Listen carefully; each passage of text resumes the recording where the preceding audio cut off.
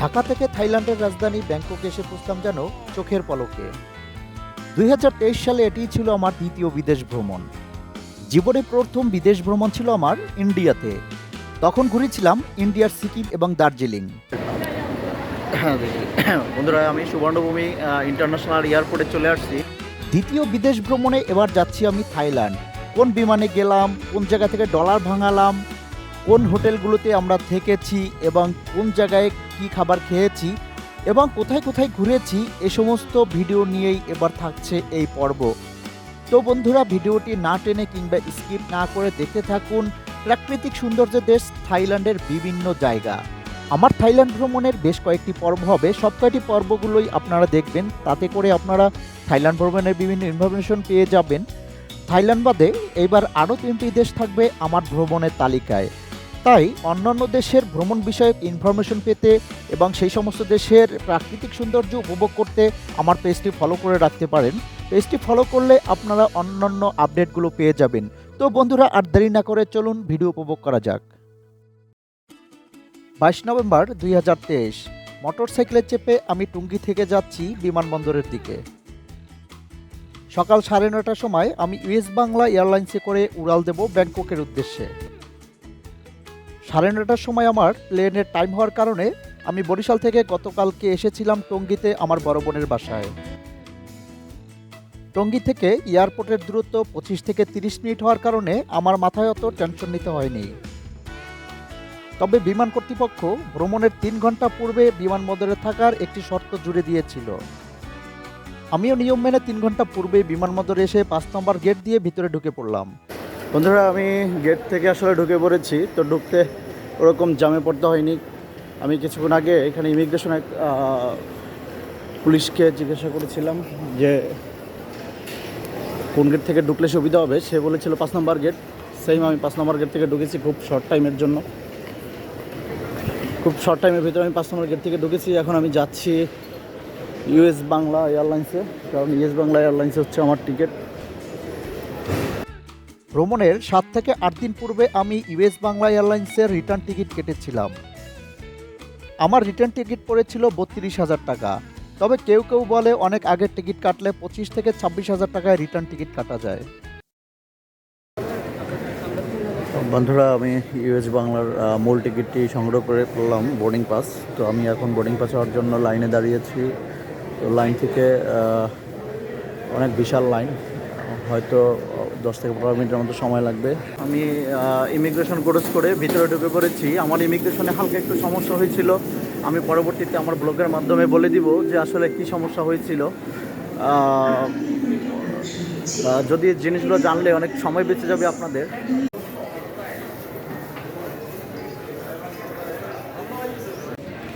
বন্ধুরা, immigration cross করে আমি এখন শাহজালাল আন্তর্জাতিক বিমানবন্দরের ভিতরে আছি এবং আমার থাইবাত প্রয়োজন, তাই আমি থাইবাতের জন্য অপেক্ষা করতেছি। থাইবাত নিয়ে গেলে ভালো, না নিয়ে গেলেও আসলে থাইল্যান্ডে নেমে আমি ডলার দিয়ে থাইবাত সংগ্রহ করতে পারবো। সকল ফর্মালিটি মেনটেন করে আমি এয়ারপোর্টের ভিতরে ঢুকে পড়লাম। ঢোকার পরে এখন আমার মাথায় একটি চিন্তা কাজ করতেছে, আমার থাইবাত প্রয়োজন। যদিও আমি বাহির থেকে আসলে সময়ের স্বল্পতার কারণে থাইবাত সংগ্রহ করতে পারিনি, যার ফলে এখন এরকম টেনশন নিতে হচ্ছে। আপনারা কখনোই এয়ারপোর্টের ভিতরে থাইবাত ভাঙানোর জন্য চেষ্টা করবেন না, বাহির থেকে সংগ্রহ করে নিয়ে আসবেন। একটু সকাল সকাল হওয়ার কারণে ব্যাংকের কর্মচারীরা উপস্থিত ছিল না। তো সব ব্যাংকের কর্মচারীরা যখন উপস্থিত হয়েছে আমি থাইবাত চাওয়াতে তারা কেউই থাইবাত দিতে পারেনি। অবশ্য বাংলাদেশ এয়ারপোর্ট থেকে থাইবাত না পেলে কোনো সমস্যা নেই, কারণ হচ্ছে আমি যখন ব্যাংককে ল্যান্ড করব তখন নিজের ইচ্ছে মতো থাইবাত এটিএম কার্ড থেকে ক্রেডিট কার্ড দিয়ে সংগ্রহ করে নিতে পারবো। সুতরাং আপনাদের কোনো টেনশনের কারণ নেই যারা থাইল্যান্ড ভ্রমণ করবেন। থাইল্যান্ড এয়ারপোর্ট থেকে আপনারা আনলিমিটেড থাইবাত পেয়ে যাবেন। যাই হোক বন্ধুরা, আমার সময় ঘনিয়ে আসছে। সকাল 9:30টার ইউএস বাংলার যাত্রীদের ইউএস বাংলার কর্তৃপক্ষ একটি লাইন করে দাঁড়াতে বলল। ফাইনাল বোর্ডিং পাস এবং প্রাথমিক পর্যায়ে একটি চেক করে তারা চেকিং পয়েন্ট ক্রস করতে দিল আমাদের। চূড়ান্ত চেকিং পয়েন্ট রয়েছে আমাদের সামনে, যেই চেকিং পয়েন্টে আমাদের প্যান্টের বেল্ট, মানি ব্যাগ এবং অন্যান্য ল্যাপটপ কিংবা অন্যান্য কোনো ইলেকট্রিক সামগ্রী তাদের স্ক্যানারে স্ক্যান করতে হবে এবং সেটিই হচ্ছে আমাদের শেষ চেকিং পয়েন্ট।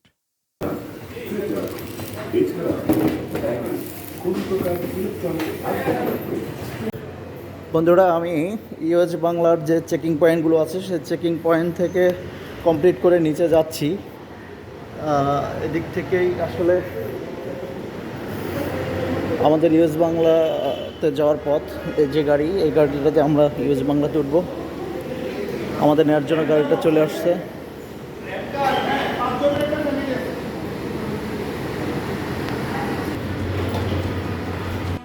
আমি যেই প্লেনটিতে চেপে উড়াল দেব ব্যাংককের উদ্দেশ্যে, সেই প্লেনটি এখান থেকে দেখা যাচ্ছে। প্লেন দেখা যাওয়া সত্ত্বেও আমরা হেঁটে যেতে পারবো না প্লেনের কাছে। আমাদের মানতে হবে কিছু বিমানবন্দরের রুলস, কারণ প্লেনের ওখানে এই গাড়িটি যাবে বিভিন্ন রকম নিয়মকানুন মেনটেন করে। ইউএস বাংলা এয়ারলাইন্স কর্তৃপক্ষের নির্দিষ্ট গাড়ি আমাদের নিয়ে যাচ্ছে বিমানের দিকে। এই ভাগে আপনাদের একটু দেখিয়ে নিই হযরত শাহজালাল আন্তর্জাতিক বিমানবন্দর। বিমানবন্দরে বসে একটি জিনিসই মনে বারবার কল্পনায় ভেসে ওঠে। এই বিমানবন্দরকে কেন্দ্র করেই হাজার হাজার মানুষের স্বপ্নের রাজপ্রাসাদ গঠিত হয়। তারা উড়াল দেয় জীবনের তাগিদে বিভিন্ন দেশে। এই বিমানবন্দরেই তার একক সাক্ষী।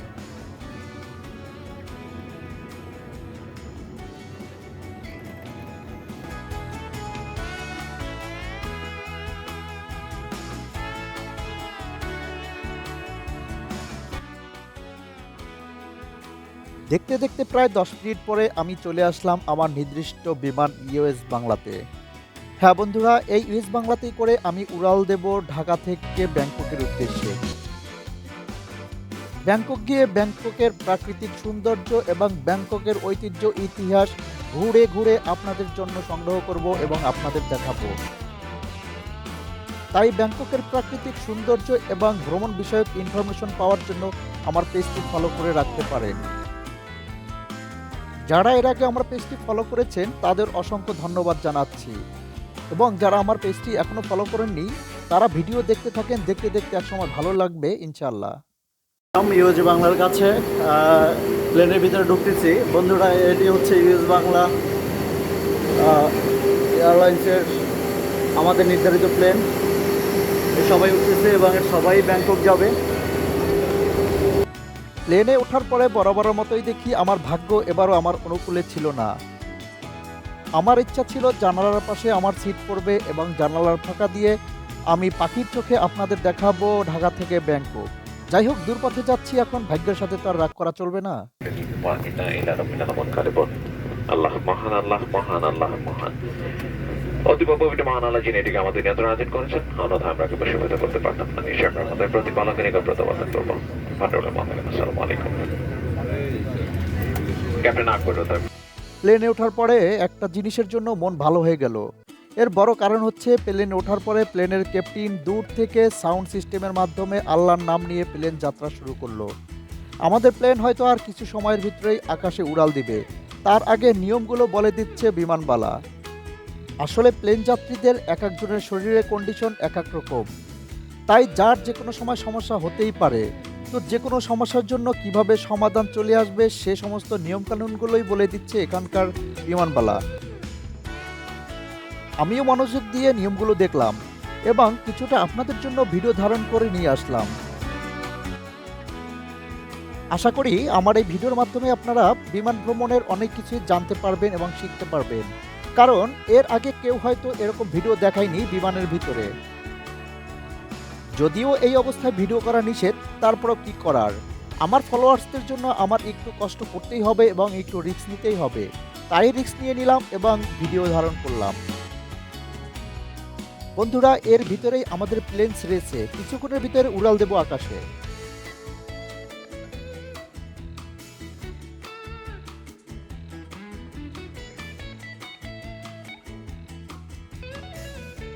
অলরেডি আধা ঘন্টা হয়ে গেলেও আমরা সমতল থেকে আকাশপথে উড়ে যাচ্ছি ব্যাংককের উদ্দেশ্যে।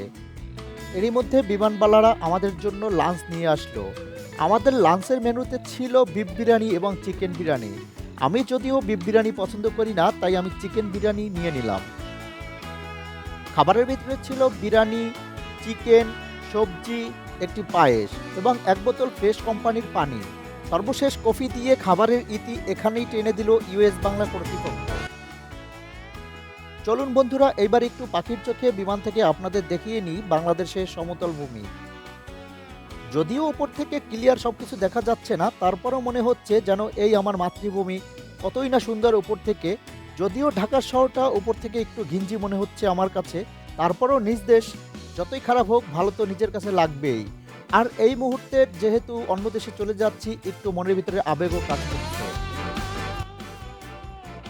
দেখতে দেখতে বন্ধুরা আমরা কিন্তু 2.5 ঘন্টার মতো একটি জার্নি শেষ করে ফেললাম। মেঘের বেলা দেখতে দেখতে চলে আসলাম ব্যাংককের আকাশ সীমায়। আস্তে আস্তে সমুদ্রের বুকে অজস্র দ্বীপ দেখে ভাবলাম পাতায়া কিংবা ফুকেট। জানি না আমার এই অনুমান কতটা সঠিক। থাইল্যান্ডের ল্যান্ডস্কেপটা দারুণ, ভূমির গঠন, প্রাকৃতিক পরিবেশ এবং বাড়িঘরগুলো সবকিছুই অন্যরকম। সত্যি সত্যি এখানকার পরিবেশ দেখে আপনার মনে হবে কোনো শিল্পীর কাটা কম্পাসের জাদুর ছোঁয়া রয়েছে এখানে। পরিকল্পিত নগরী বুঝি একেই বলে।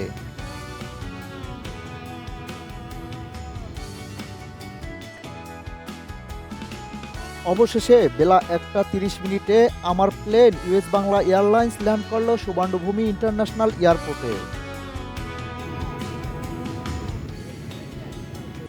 সমতলে প্লেনটি ল্যান্ড করার পরপরই চোখে পড়ল বিভিন্ন দেশের প্লেন। এত এত প্লেন দেখে মনে হচ্ছে এখানে প্লেনের শো হচ্ছে, কারণ সামনে পিছনে উপরে নিচে সব জায়গায় শুধু প্লেন আর প্লেন। আমাদের প্লেনও ধীর গতিতে সামনের সিঁড়ি দিকে আগাচ্ছে। আমিও জানালা দিয়ে আপনাদের একটু সুবর্ণভূমি ইন্টারন্যাশনাল এয়ারপোর্টটি দেখাচ্ছি। এই ফাঁকে বন্ধুরা আপনাদের বলে রাখি, আমার এইবারের যাত্রায় কিন্তু শুধু ব্যাংককেই থাকছে না, আমি আরও 3 থেকে 4টি দেশ ঘুরব এবং সব দেশের ইনফরমেশন আপনাদের আমার ব্লগের মাধ্যমে দিয়ে থাকব এবং সব দেশের প্রাকৃতিক সৌন্দর্যগুলো তুলে নিয়ে আসার চেষ্টা করব ভিডিওর মাধ্যমে। তাই আশা করি সম্পূর্ণ জার্নি জুড়ে আমার সাথেই থাকবেন আপনারা এবং উপভোগ করবেন বিশ্বের বিভিন্ন দেশের প্রাকৃতিক সৌন্দর্য। ব্যাংককের এই সুবর্ণভূমি ইন্টারন্যাশনাল এয়ারপোর্ট কিন্তু বিশ্বের একটি অন্যতম ব্যস্ততম এয়ারপোর্ট। এখানে প্রতিদিন হাজার হাজার প্লেন ওঠানামা করে এবং বিশ্বের বিভিন্ন এয়ারপোর্টে চলে যায় তার নিজ গন্তব্যে। আমাদের প্লেন অলরেডি সিঁড়ির সাথে মিশে গেছে এবং যাত্রীরা রেডি হচ্ছে। আমরা 1:22 সময়ে আমাদের প্লেন সুবর্ণভূমি ইন্টারন্যাশনাল এয়ারপোর্টে এসে ল্যান্ড করছে।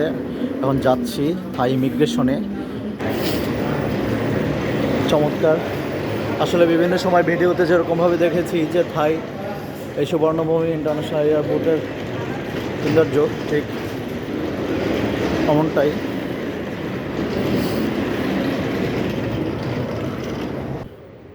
আসলে ঢাকাতে এরকমভাবে ইন্টারন্যাশনাল এয়ারপোর্টগুলোতে এরকমভাবে মানুষজন চলাচল করার জন্য অত্যন্ত জরুরি। আমাদের ঢাকা এত বড় একটি ইন্টারন্যাশনাল এয়ারপোর্ট, যেখান থেকে হাজার হাজার মানুষ প্রতিদিন পৃথিবীর বিভিন্ন দেশে যায়, সেই জায়গায় এরকমটা নাই। যদিও নতুন যে টার্মিনাল করেছে সেই টার্মিনালগুলোতে রয়েছে, তবে এটি আরও আগে থেকে থাকা উচিত ছিল। বন্ধুরা, এটি হচ্ছে থাইল্যান্ডের সুবর্ণভূমি ইন্টারন্যাশনাল এয়ারপোর্ট।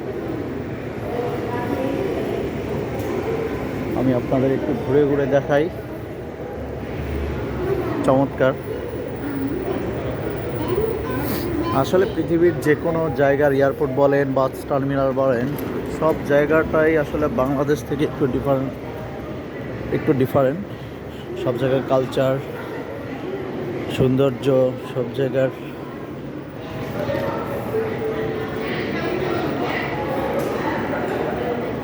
সিস্টেম, প্রতিটি জিনিসেই আসলে বাংলাদেশ থেকে ভিন্নভাবে আমরা দেখতে পাই। ধীরে ধীরে আমি যাচ্ছি ইমিগ্রেশনের দিকে। এখানে একটি ইনফরমেশন দিয়ে রাখি, সেটি হচ্ছে ইমিগ্রেশন ক্রস করার আগে আপনারা সিম কিংবা থাই বাত কিছুই নেবেন না। একটি বড় কারণ হচ্ছে ইমিগ্রেশন ক্রস করার পরে থাই বাত এবং সিম দুটোতেই আপনি বেশ একটি প্রফিট পাবেন, কারণ ইমিগ্রেশন ক্রস করার আগে যদি আপনি এগুলো কিনতে যান আপনার একটু বেশি রেট দিয়ে কিনতে হবে। বন্ধুরা, আমি সুবর্ণভূমি ইন্টারন্যাশনাল এয়ারপোর্টে চলে আসছি। আমি এইখান থেকে থাই ভাত নিলাম, তবে আমার কাছে ছিল না, থাই ভাত ছিল না। আমি ডলার দিয়ে থাই ভাত নিয়েছি। তো এখানে একটু রেট কম পড়েছে, তারপরেও সমস্যা নাই, আমি অল্প নিয়েছি। তো আপনারা চাইলে চেষ্টা করবেন যে কন্টিনিউ থাই ভাতটা ঢাকা থেকে নিয়ে আসতে, যারা এখানে আসবেন। যারা থাইল্যান্ড ভ্রমণ পিপাসু রয়েছেন তাদের জন্য আরও কিছু আমি গুরুত্বপূর্ণ ইনফরমেশন দিয়ে রাখি। সেটি হচ্ছে, আপনি যখন এটিএম বুথে ক্রেডিট কার্ড ইউজ করবেন, সেই ক্রেডিট কার্ডে কিন্তু 10,000-এর বেশি থাইবাত তুলতে পারবেন না। প্রতিটি ট্রানজ্যাকশনে আপনি সর্বোচ্চ 10,000 থাইবাত তুলতে পারবেন এবং প্রতিটি ট্রানজ্যাকশনের জন্য কিন্তু আপনার বড় অঙ্কের একটি ফি প্রদান করতে হবে থাই সরকারকে।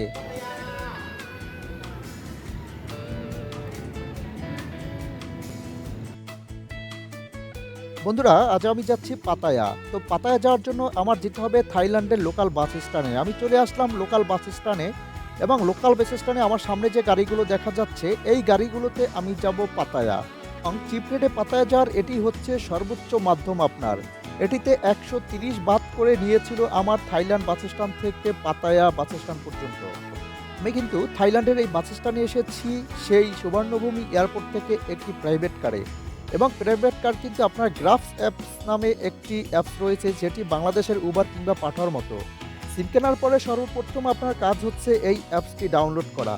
এই অ্যাপসটি ডাউনলোড করে আপনি থাইল্যান্ডের সমস্ত জায়গায় যেতে পারবেন প্রাইভেট কার, মোটরসাইকেল কিংবা অন্যান্য যানবাহনে। বন্ধুরা, অবশেষে চলে আসলাম পাতায়া বিচে এবং একটু সামনেই হচ্ছে ওয়াকিং স্ট্রিট। থাইল্যান্ড থেকে দীর্ঘ 3 ঘন্টার পথ পাড়ি দিয়ে চলে আসলাম পাতায়াতে। তো পাতায়া আসার পরে আমার আগেও হোটেল বুক করা ছিল না, তাই আমি হোটেল খুঁজে নিলাম। মাহি গেস্ট হাউস এই রেস্টুরেন্টটি আমি ইউটিউব কিংবা অন্যান্য প্ল্যাটফর্মে দেখেছিলাম এবং কিছু মানুষদের কাছে রিভিউ নিয়েছিলাম। তো যতটুকু শুনেছিলাম এইখানে সার্ভিসটি খুব ভালো। তো আমি এইখানে রুম বুক করার জন্য চলে আসলাম। পাশাপাশি এখানে আসার আরেকটি বিশেষ কারণ হচ্ছে, এইখানে কিন্তু বাঙালিয়ানা সিস্টেমে সমস্ত খাবার পাওয়া যায়। তো আমার খাবারের জন্য একটু বেশি ইচ্ছে ছিল এখানটাতে আসার জন্য। সারাদিন ক্লান্তি শেষে অবশেষে রুমে এসে পড়লাম। তো বন্ধুরা, আজ আমার ভিডিও এ পর্যন্তই থাকবে। কাল থেকে আমার থাইল্যান্ড ভ্রমণের মিশন শুরু হবে। পাতায়ার সমস্ত প্রাকৃতিক সৌন্দর্যগুলো ঘুরে ঘুরে আমার ভিডিওর মাধ্যমে ধারণ করব আপনাদের জন্য। ইতিপূর্বে রুমটি একটু এলোমেলো করে ফেলেছি, তাই একটু অগোছালো মনে হচ্ছে। শুরুতে যখন রুমে ঢুকেছিলাম খুব সুন্দর সাজানো গোছানো ছিল। বন্ধুরা, আজ ভিডিও এ পর্যন্তই। ভিডিওটি ভালো লাগলে শেয়ার করে দিবেন। কাল দেখা হচ্ছে পাতায়ার প্রাকৃতিক সৌন্দর্যের নতুন কোনো জায়গায়। সে পর্যন্ত সবাই ভালো থাকুন, সুস্থ থাকুন। আল্লাহ হাফেজ।